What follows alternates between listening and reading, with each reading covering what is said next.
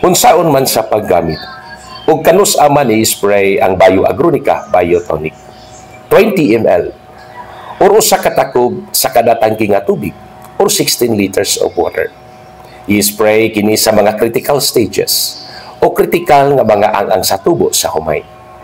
Una nga pag-spray panahon sa tillering stage o ang pagpanaha sa humay. Sa ika-14 ka adlaw human og tanom.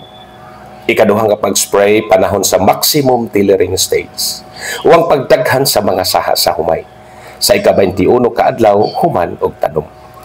Ikatulo nga pag-spray panahon sa stem elongation stage o ang gitawag na tugsok niwang. Sa ika-35 ka adlaw human og tanom. Ang ikaupat nga pag-spray panahon sa panicule initiation stage o ang pagtubo sa mga uhay. Sa ika-42 ka adlaw human og tanom. O ang ikalima nga pag-spray panahon sa budding stage o ang pagbuntis sa humay. Sa ika-49 ka adlaw human og tanom. Kung kining maong mga kritikal nga ang sa tubo sa humay mahatagan sa saktong abono, kini mo resulta sa taas nga abot.